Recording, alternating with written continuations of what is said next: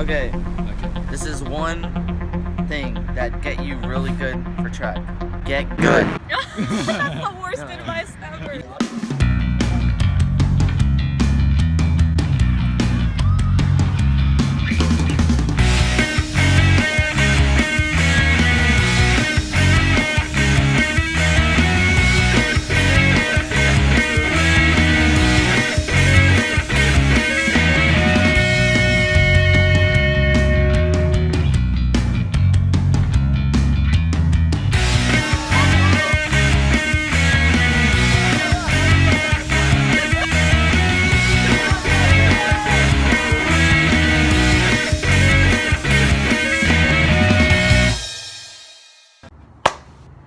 What's up, peeps? So anyway, it's what time is it?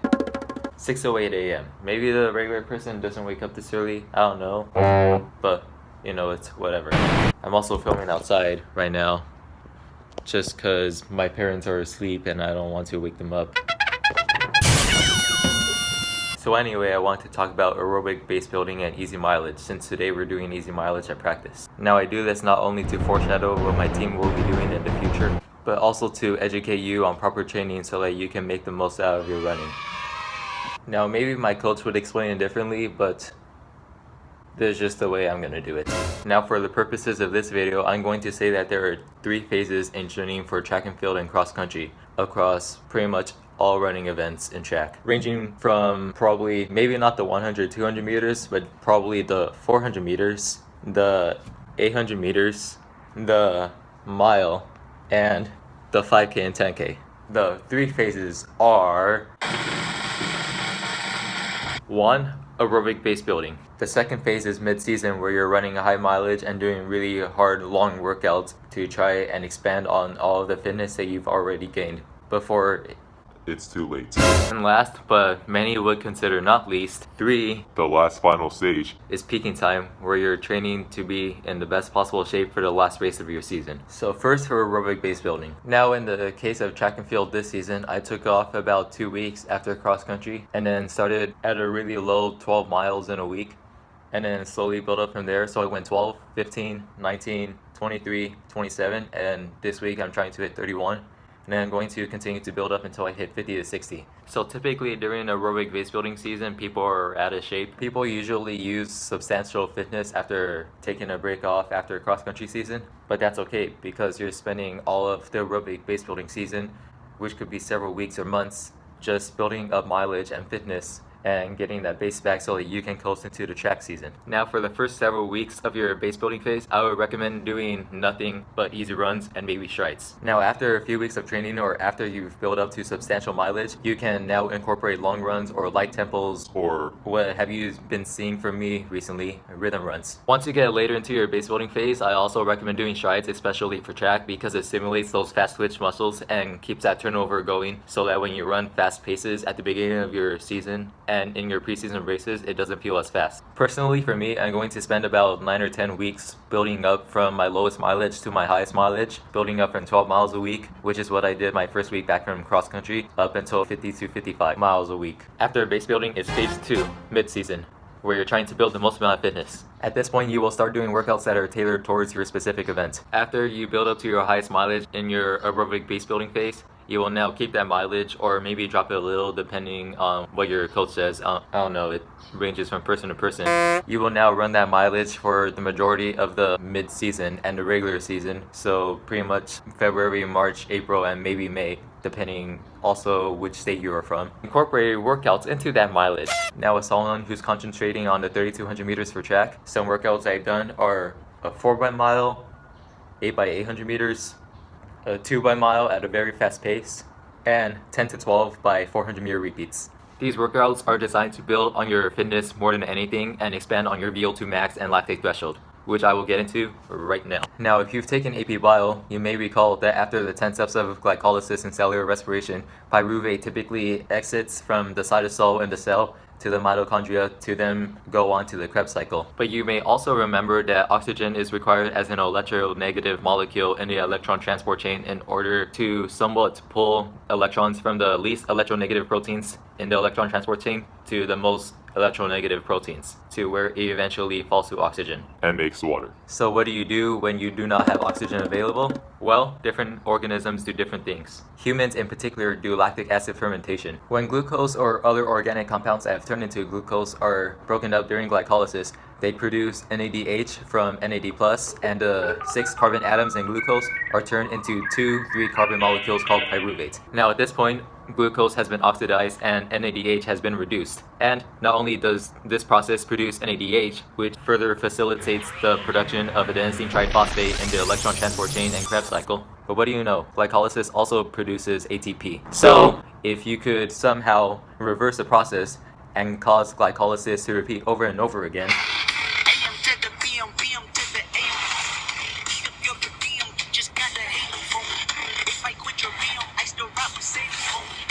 then you'll have yourself more ATP. It won't be efficient, but you'll have it. So in order to do this, NADH, after it's been produced, then reduces the pyruvate, so it gets oxidized, and then the pyruvate turned into lactic acid, which you may know is that burning sensation you get when you're running fast. Now, depending on how fit you are, there's a certain point where you run a certain speed for a certain amount of time where lactic acid starts building up in your bloodstream exponentially. Typically, this would be around your 10K or half marathon race pace, or something that you could sustain for a 1-hour race. For example, one of the fastest long runs I've done last track and field season was a 9-miler at 6:37 mile pace. If I can find it, I will put the run here. Now, I completed this run in, I think it was 59 minutes and 38 seconds, so 6:37 per mile, which means that my lactate threshold has to be considerably faster than 6:37 per mile, not necessarily now, but definitely at that time, because I was in pretty good shape at that time, which means that when I do workouts that build upon my lactate threshold, I should be running considerably faster than 6:37 mile pace. There are also calculators online that you can use to find your lactate threshold. Now, various workouts that you can do with this lactate threshold are 20-minute tempo runs, 2x2 miles, many 1-mile repeats, a broken up tempo run, so maybe 10 minutes and 10 minutes, tempo run for a certain amount of distance. You know, there's so many things you can do with this. Basically, just do those workouts towards the end of your base building phase and at the beginning of the mid-season, so around the preseason-ish, maybe February and March. Make sure you do a lot of tempo work because that's going to build more upon the foundation that you already built in the aerobic base building phase. Come back here, boy. Anyway, back to the training talk. Next on the list in the third preparation phase, VO2 max. More specifically, VO2 max is measured in milliliters of oxygen per kilogram of body weight per minute. Now, what this is a quantitative representation of the body's ability to intake oxygen and provide it to various cells throughout the body. Now, if you're talking about physical activity, red blood cells are the real heavy hitters here. This oxygen helps to facilitate cellular respiration to produce adenosine triphosphate, which is the so-called body's energy currency. How does this translate to running, you may ask? Well, that's what I'm here to tell you. Now, because your VO2 max is at the pinnacle of your aerobic capacity, while not necessarily going anaerobic, it refers to a running pace that you should be able to hold for 15 minutes in a race. 15 minutes. Now, if you're a nationally ranked high school cross-country runner, then you could probably run a 5K in those 15 minutes, which would mean that your VO2 max is about your 5K race pace. Now, if you're a good, but not a great high school cross-country runner, running, say, 16, 17, 18-minute 5Ks, then your VO2 max would be a little bit faster than 5K pace. Now, if you're not that fast of a high school cross-country runner, or maybe you're not even in high school, maybe you're in middle school, or competing at the club level, and your 5K time is slower, like 19, 20 minutes, or possibly even higher, maybe a few minutes above that, then your VO2 max is probably going to be closer to your 2-mile pace rather than your 5K race pace. Now, on the other hand, if you're a world-class 5K runner on the track, pumping out like 13-minute 5Ks, wait a second.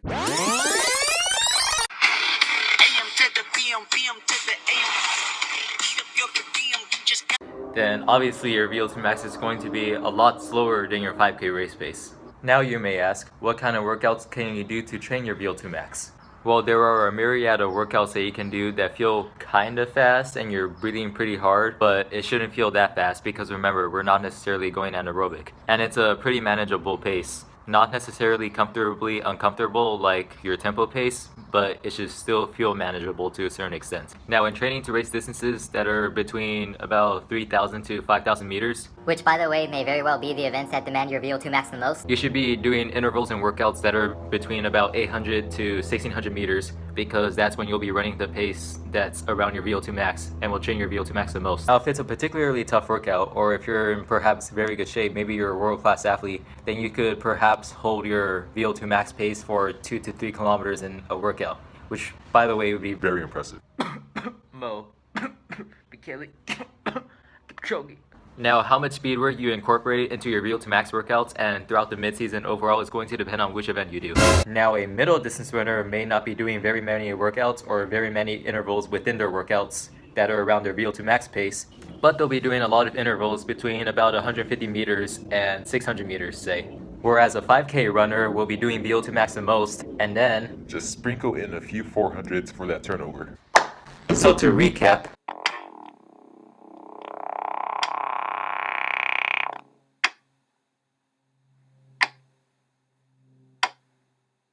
and then in the middle of the season, balance your VO2 max and speed work depending on which event you're doing.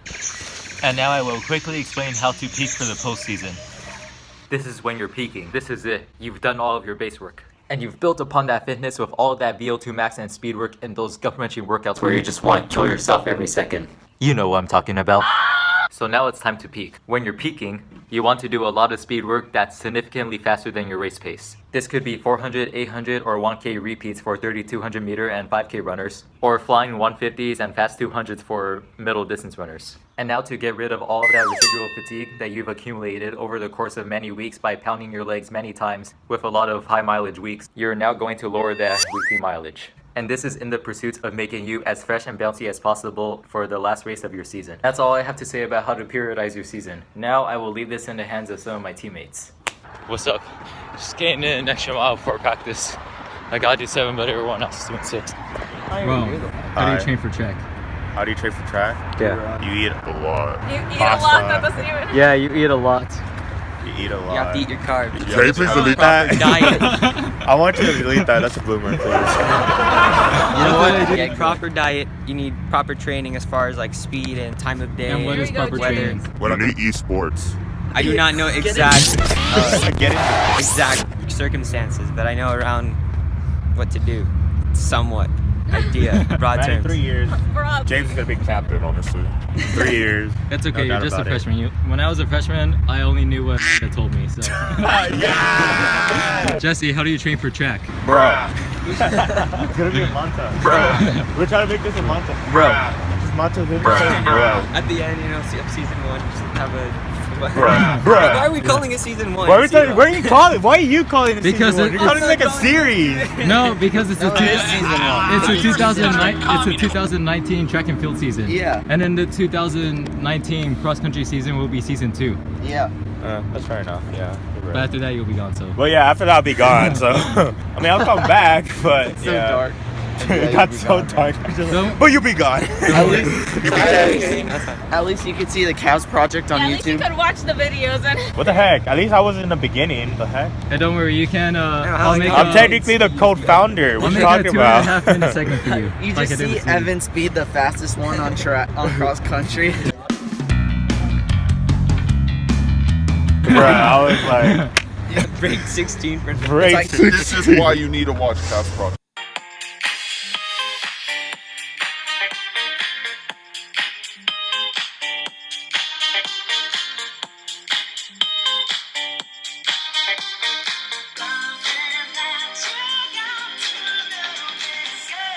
Jesse, do you ever eat pork?